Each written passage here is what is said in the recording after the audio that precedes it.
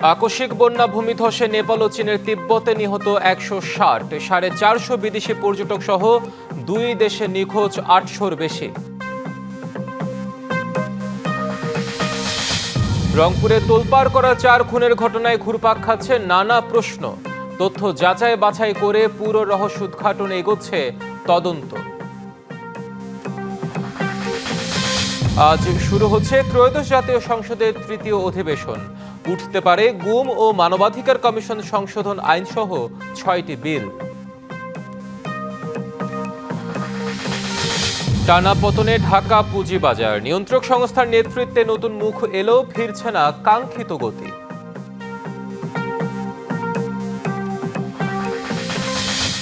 প্রেম, দ্রোহ আর সাম্যের গানে জগৎ মাতানো কবি কাজী নজরুল ইসলামের ৫০তম মৃত্যুবার্ষিকী আজ। ফ্যাসিবাদের বিরুদ্ধে লড়তে শিখিয়েছেন তিনি, বললেন রিজভী। ফেসবুক, ইনস্টাগ্রামে শিশুদের আসক্তি ক্ষতি, যুক্তরাষ্ট্রের আদালতের মামলার নিষ্পত্তিতে $১৮০০ কোটি পরিশোধে সম্মত মেটা। আকস্মিক বন্যা আর ভূমিধসে নেপাল ও চীনের তিব্বতে মৃত্যু হয়েছে অন্তত ১৬০ জনের। ৪৫০ বিদেশি পর্যটক সহ দুই দেশে নিখোঁজ ৮০০-র বেশি। নদীর উজানে প্রতিবন্ধকতা তৈরি হওয়ায় যে কোনো মুহূর্তে ধেয়ে আসতে পারে দ্বিতীয় দফার প্রলয়ঙ্করী ছোবল। চোখের পলকেই যেন নেমে এলো ধ্বংসযজ্ঞ। পাহাড়ি ঢল আর কাদার স্রোতে মুহূর্তেই মিশে গেল আস্ত জনপদ। নেপাল ও চীন সীমান্তে প্রকৃতির এমন রুদ্ররোষে এখন শুধুই লাশের সারি আর স্বজন হারানোর আহাজারি।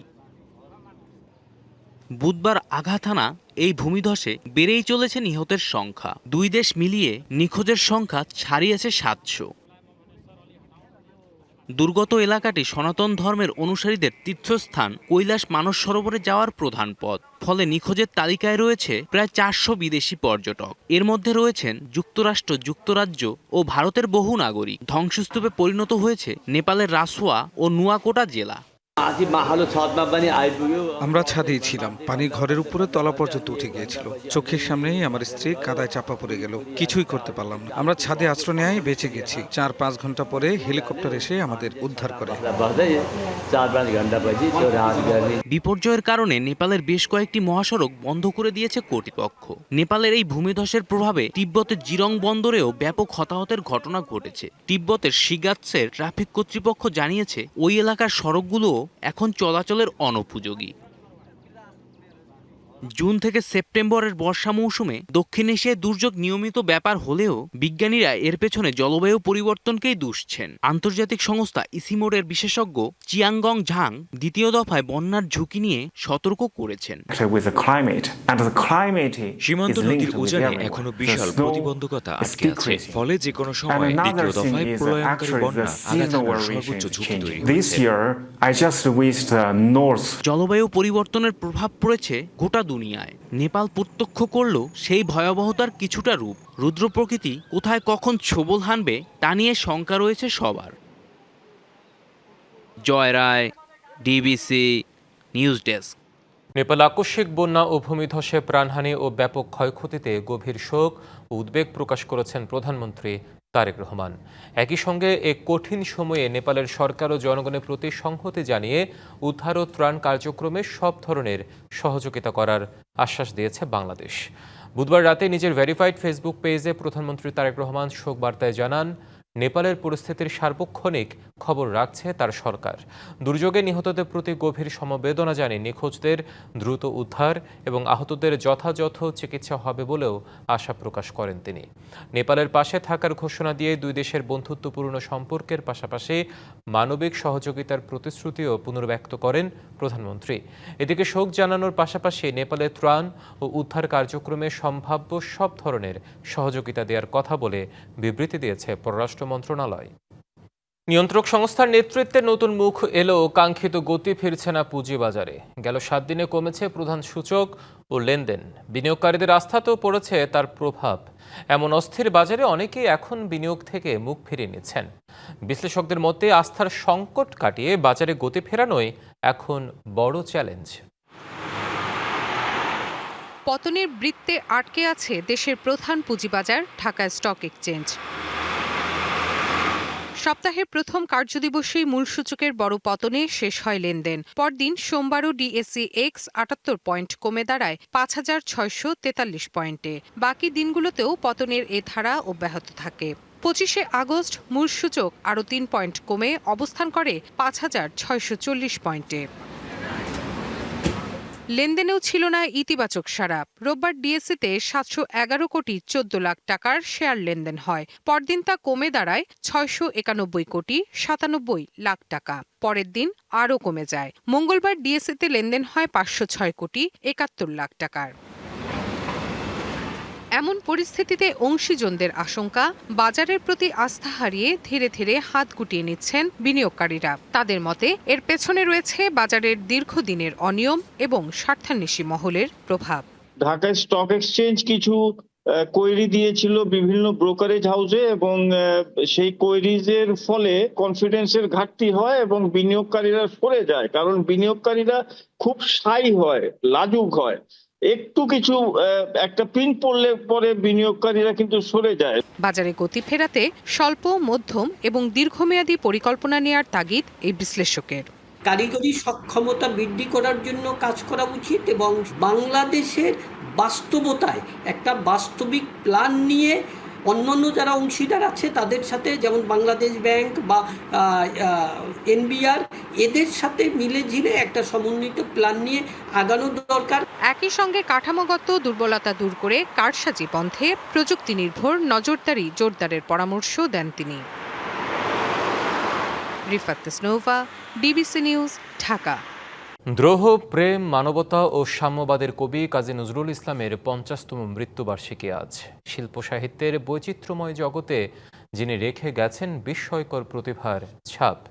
গান, কবিতা, গল্প, উপন্যাস, প্রবন্ধ, হামদ, নাথ, ভজন, কীর্তন সহ বিশাল জগতে তার অনবদ্য বিচরণ।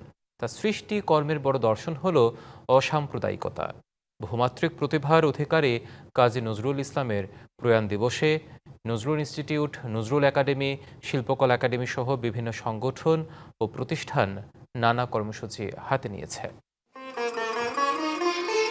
কবি সবার কথা কইলে এবার নিজের কথা কহ, কেন নিখিল ভুবন অভিমানে। বাংলা ভাষা ও সাহিত্যকে বিস্ময়কর অনেক উপহার দিয়েছেন জাতীয় কবি কাজী নজরুল ইসলাম। সৃজনশীলতার বৈচিত্র্যে তিনি সৃষ্টি করেছেন এক অনন্য ভুবন, যেখানে ডানা মেরেছে শিল্প, নান্দনিকতা, প্রেম, বিদ্রোহ, অসাম্প্রদায়িকতা ও রাজনৈতিক চেতনার বৈচিত্র্য। নজরুলের কবিতা, গান, সর্বোপরি তার সাহিত্যকর্ম মানুষের মনে সৃষ্টি করে নবজাগরণ। বাঙালির চেতনা, আত্মপরিচয় ও সংগ্রামের ইতিহাসের সঙ্গে নিবিড়ভাবে যুক্ত হয়ে গেছে তার সৃষ্টিকর্ম। মানব মুক্তি, নারী পুরুষের সমঅধিকার ও নিপীড়িত মানুষের মর্যাদার পক্ষে তিনি যে কণ্ঠ তুলেছিলেন তা আজও দারুণভাবে প্রাসঙ্গিক। প্রথম মানুষের মনে দাগ কাটে, সেটাই আসলে আজীবন থেকে যায়। আমার মনে হয় যে কাজী নজরুল ইসলামের ক্ষেত্রেও সেরকমটিই হয়েছে। যে ধরনের মোটিভেশন উনি দিয়ে গেছেন এবং আজীবন আসলে তরুণ প্রজন্মকে দিয়ে যাবে, সেখান থেকে আমরা কখনোই তাকে আলাদা করতে চাই না। তার সৃষ্টিতে যেমন রয়েছে দ্রোহের আগুন, তেমনি রয়েছে প্রেম, সৌন্দর্য, ভক্তি ও মানবিকতার গভীর সুর। একদিকে তার গানে আমরা যেমন বিদ্রোহ পাই, একদিকে তার গানে প্রেম পাই, একদিকে আবার খুব দুঃখ পাই। সব দিকটাই, সমস্ত কিছু মিলেই তো নজরুল। 4 বছর বয়স থেকে গান গাই, তখন আমি কাজী নজরুল ইসলাম, রবীন্দ্রনাথ, লালন কাউকেই চিনতাম না। গাইতে গাইতে আসলে তার প্রতি ভালো লাগা, এবং যতই বড় হচ্ছি, তাকে যতই জানছি, একটু একটু করে তার প্রতি শ্রদ্ধা, ভালোবাসা বেড়েই চলেছে। কাজী নজরুলের অসাম্প্রদায়িক চেতনা ও মানবিকতা জীবনে ধারণার প্রত্যয় নতুন প্রজন্মের। ওনার সকল সৃষ্টিকর্ম আমার কাছে মনে হয় অনেক বেশি সৃষ্টিশীল। বিদ্রোহী কবির সব সৃষ্টি ছাপিয়ে বাঙালির হৃদয়কে গভীরভাবে আন্দোলিত করে তার রচিত অসংখ্য গান। Redwan Ahmed, DBC news, Dhaka.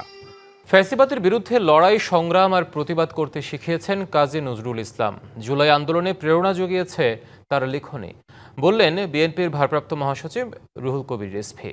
সকালে কাজী নজরুল ইসলামের ৫০তম মৃত্যুবার্ষিকীতে ঢাকা বিশ্ববিদ্যালয়ে কবির সমাধিতে শ্রদ্ধা নিবেদন করে কথা বলেন তিনি। রিজভী বলেন, সাহিত্যের এমন কোনো শাখা নেই যেখানে নজরুল বিচরণ করেননি। বিএনপির ভারপ্রাপ্ত মহাসচিব বলেন, ন্যায় প্রতিষ্ঠায় নজরুলই আমাদের শক্তি, আমাদের প্রতিটি পদক্ষেপে নজরুল অবিচ্ছেদ্য অংশ।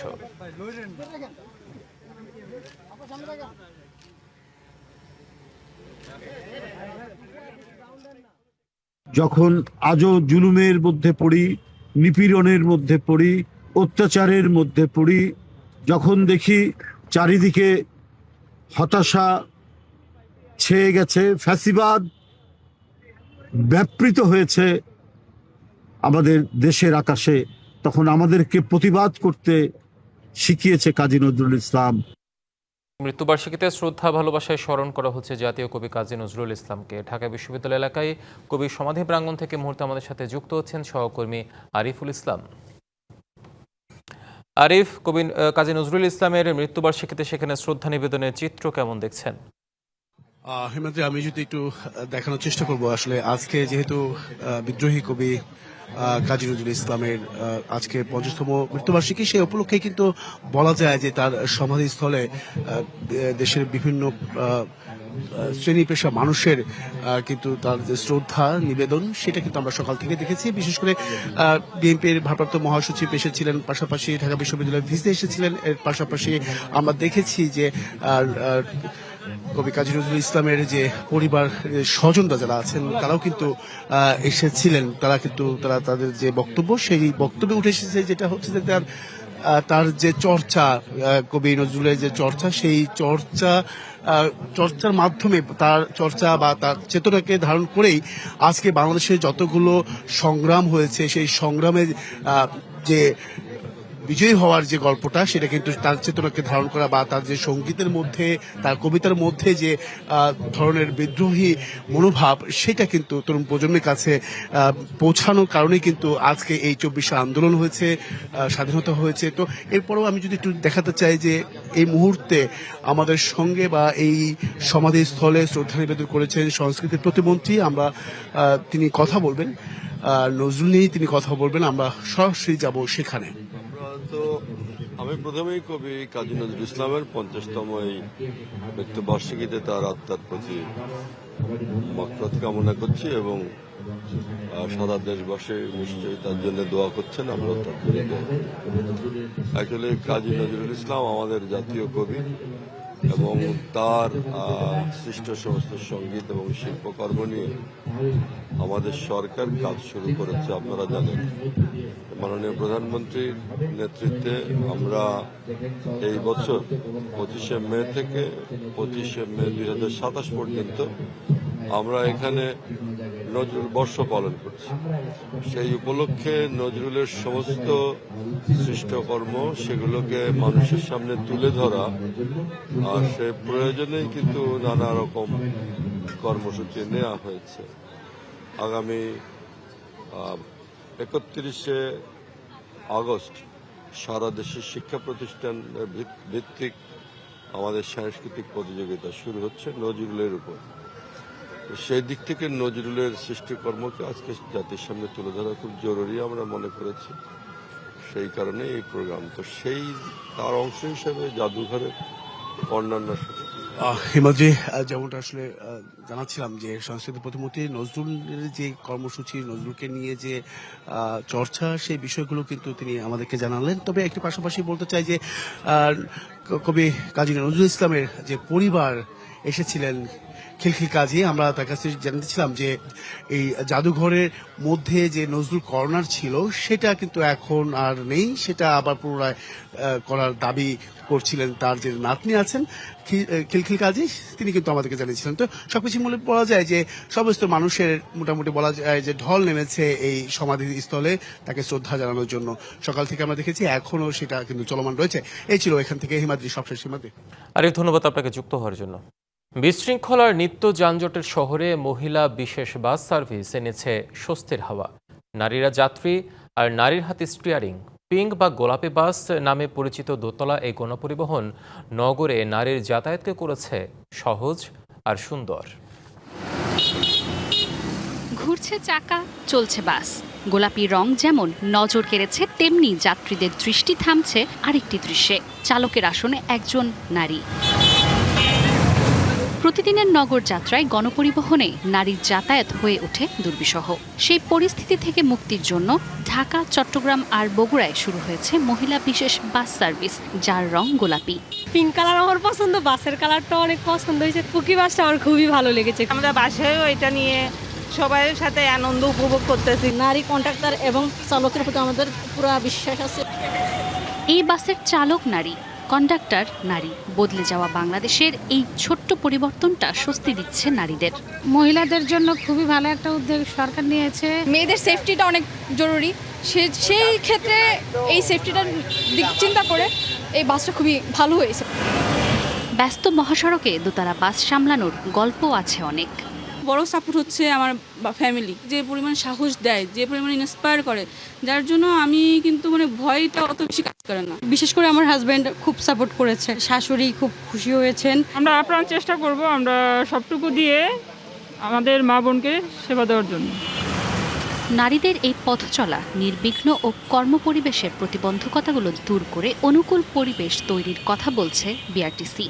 স্টারলিংক নামে একটা সরকারি প্রতিষ্ঠান আছে, তাদের মাধ্যমে পাইলট প্রকল্প হিসেবে একটাতে স্যাটেলাইট কানেকশনটা আমরা এনশিওর করেছি। এই দুটা বাসে আমরা অলরেডি সিসি ক্যামেরা স্টাবলিশ করেছি, দুইটাই পাইলটিং আকারে, যে আসলে আমাদের ডিফিকাল্টিসগুলো কী হয় বা আমরা রান করতে পারবো কিনা এই জিনিসটা। সো এটা যখনই আমরা দেখবো যে না আমার এই বাসে যেগুলোতে আমরা কানেক্ট করেছি এটা রানিং স্মুথলি, তখনই আমরা বাকি সবগুলোতে ইন ফিউচার এই জিনিসটা ইনস্টল করব। ছোট ছোট পরিবর্তনই তৈরি করে নতুন নতুন সম্ভাবনা। প্রতিনিয়ত নিয়ম ভাঙার শহরে নারীর হাতে বাসের স্টিয়ারিং দেখাচ্ছে সুন্দর সুশৃঙ্খল পথ। বাসের রং বদলেছে স্টিয়ারিংয়ে হাতও। যাত্রীদের প্রত্যাশা, এই পিঙ্ক বাস শুধুমাত্র তাদের যাতায়াতের ভোগান্তিই কমাবে না, বরং বদলে দেবে গণপরিবহনে নারীদের নিরাপত্তার বাস্তব চিত্র। Manjuma Afroz, Nilima, DBC news, Dhaka. কারসাজির মাধ্যমে পছন্দের ঠিকাদারি প্রতিষ্ঠানকে দেওয়া হয় কাজ, আবার কাজ না করে আত্মসাৎ করা হয় সরকারি টাকা। নানা অনিয়ম ও দুর্নীতির এমন অভিযোগ চট্টগ্রাম গণপূর্ত বিভাগ 1 কার্যালয়ের তত্ত্বাবধায়ক প্রকৌশলী ও কর্মকর্তা কর্মচারীদের সিন্ডিকেটের বিরুদ্ধে। তবে সিন্ডিকেটের অনিয়ম ও দুর্নীতি নিয়ে একাধিক তদন্ত কমিটি করা হলেও কোনে এক অদৃশ্য কারণে কোনো কমিটি পায়নি অনিয়মের প্রমাণ। চট্টগ্রামের মাদকদ্রব্য নিয়ন্ত্রণ অধিদপ্তর ভবনের কাজের দরপত্র প্রকাশ হয় গেল বছরের জুনে। প্রাক্কলিত ব্যয় থেকে 10% কমে ওটিএম বা উন্মুক্ত দরপত্র পদ্ধতিতে 8 লাখ টাকার কাজ পায় ঢাকার ঠিকাদারি প্রতিষ্ঠান মাদার বিল্ডার্স। তবে প্রতিষ্ঠানটির স্বত্বাধিকারী জানান গত কয়েক বছরে তার প্রতিষ্ঠান কোনো কাজই করেনি। আমাদের খুব বেশি কাজ ওখানে নাই, ওটা 2টা কাজ থাকলেও থাকতে পারে, সেটা অনেক আগে এখন এই যে 1 বছর 2 বছর 3 বছর এরকম হতে পারে। চট্টগ্রাম মেডিকেল কলেজের কান্তা হোস্টেলের 18 লাখ টাকার কাজ উন্মুক্ত দরপত্র পদ্ধতিতে পান পঞ্চগড়ের শেখ ট্রেডার্স। অভিযোগ রয়েছে প্রতিষ্ঠানটিকে কাজ দিতে 31 জনের মধ্যে 19 জনকেই নন রেসপন্সিভ করা হয়। শুধু তাই নয়, চট্টগ্রাম মেডিকেলের 5,76 লাখ টাকার ক্যান্সার ভবনের লিঙ্ক করিডোরের কাজ 2 বার পুনর্মূল্যায়ন করে 2 দফায় 27 জনকে বাদ দিয়ে পছন্দের ঠিকাদারকে দেওয়া হয় কাজ। এছাড়া চট্টগ্রাম মেট্রোপলিটন পুলিশ সিএমপির কাজে রিটেন্ডার, ওটিএম টেন্ডার দীর্ঘ সময় ধরে আটকে রেখে পুনর্মূল্যায়ন সহ দরজা, টাইলস, লিফট সহ যাবতীয় পণ্য কিনতে বাধ্য করা হয় পছন্দের ব্যক্তি থেকে। সুবিধা দিচ্ছে ওনাদের থেকে, উনি এভাবে টাকা নিচ্ছে, এটা শুনছি। 8% হোক 10%ও শুনছি আমি। আর এসব অনিয়ম সাবকন্ট্রাক্টের নামে টেন্ডার বাণিজ্য সহ নানা অভিযোগের তীর তত্ত্বাবধায়ক প্রকৌশলী জাকির হোসেনের দিকেই। ঠিকাদাররা তার বিরুদ্ধে গণপূর্ত সহ মন্ত্রণালয়ে চিঠিও দিয়েছেন।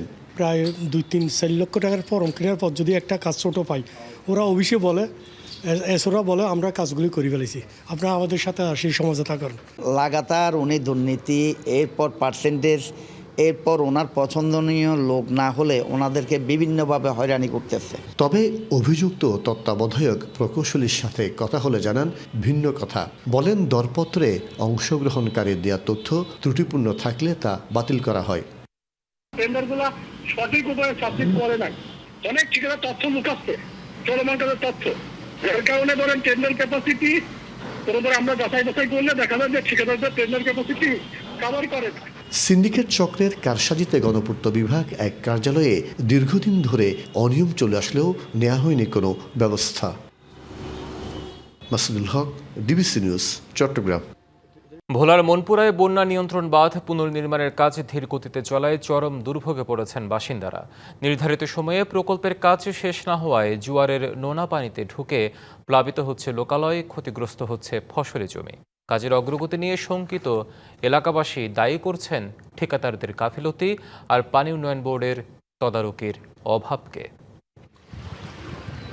পর্যটন এলাকা হিসেবে সুপরিচিত দ্বীপ জেলা ভোলার মেঘনা বেষ্টিত বিচ্ছিন্ন উপজেলা মনপুরা। বাসিন্দাদের রক্ষায় 1985 সালে নির্মিত হয় বন্যা নিয়ন্ত্রণ বাঁধ। তবে মেঘনার ধারাবাহিক ভাঙনে বারবার পাল্টাতে হয়েছে পুরনো সেই বাঁধের নকশা। বাঁধগুলো সরু ও নিচু হওয়ায় জোয়ারের পানি সহজেই ঢুকত লোকালয়ে। সমস্যার স্থায়ী সমাধানে পানি উন্নয়ন বোর্ড হাতে নেয় 50.7 কিলোমিটারের নতুন টেকসই বাঁধ প্রকল্পের, যেখানে তলদেশের প্রশস্ততা 60 ফুট থেকে বাড়িয়ে 144 ফুট এবং উচ্চতা 12 থেকে 20 ফুটে উন্নীত করা হচ্ছে। এতে মনপুরার মানুষ খুশি হলেও মেলেনি স্বস্তি। চলতি বছরের জুনের মধ্যে প্রকল্পের কাজ শেষ হওয়ার কথা থাকলেও নির্মাণের ধীরগতির কারণে তৈরি হয়েছে নতুন সংকট। বাঁধ উপচে জোয়ারের নোনা পানি ঢুকে নষ্ট হচ্ছে কৃষকের ফসল, ডুবে যাচ্ছে বসতবাড়ি, রাস্তাঘাট। বেরির মাঝখানে ছোট ছোট ড্রেন করছিল আর কি, ওই ড্রেন দিয়ে পানি ঢুকে, লবণাক্ত পানি ঢুকে আমাদের ফসলাদি জমি নষ্ট হয়েছে। এখানে গন্ডগোল হয়েছে, এই গন্ডগোলতে 2 জন মানুষ মারাও গেছে। তো 2 বছরে বেরিটা না হওয়ার নেই, আমরা সমস্যাতে আছিলাম, পানির কাছে ডুবি রয়েছি, ক্ষেত কামারি করতে পারি না, এইবারও ডুবি থাকুন। নির্ধারিত সময়ে কাজ না হওয়ায় ক্ষুব্ধ স্থানীয়রা ঠিকাদারের অবহেলা এবং পানি উন্নয়ন বোর্ডের তদারকির অভাবকেই দায়ী করছেন তারা। এই কাজটা ওইখানে কদ্দূর, ওইখান থেকে কদ্দূর খণ্ড খণ্ড করি থুইয়া এখন আমরা ভোগান্তিতে পড়ে গেছি। 2 বছরের উপরে বেড়িবাঁধ শুরু করছে, তারা এখনো কাজ শেষ করতে পারতেছে না, শেষ করতেছে না। এটার কারণ হলো তারা এই ইচ্ছা করে ডিলে করতেছে। বেরিয়াটা শেষ হইব, বেরি শেষ হলে আমরা চাইলাম এখান থেকে গদ্দর করতাম, থাকতাম। বেরির কাজ অনাবেরিতে আমরা কি ভিতরে আসতেও পারি না, গদ্দর দিতেও পারি না। বিভিন্ন জটিলতার কারণে প্রকল্প সময় মতো শেষ করা যায়নি এমন কথা জানিয়ে আগামী বছরের মধ্যেই কাজ শেষ করার আশা উন্নয়ন বোর্ডের তত্ত্বাবধায়ক প্রকৌশলীর। প্রকল্পটা যথাসময়ে সমাপ্ত করা সম্ভব হবে না, এটা মূলত যেমন প্রাকৃতিক কিছু কারণ রয়েছে, পাশাপাশি বন বিভাগের সাথে গাছ সরানোর একটা বিষয় ছিল। তো এই বিষয়গুলোর কারণেই মূলত এই প্রকল্পটা দেরি হয়েছে। 1 বছরের মধ্যে আমরা আশা করতেছি যে প্রকল্পটা শেষ হয়ে যাবে।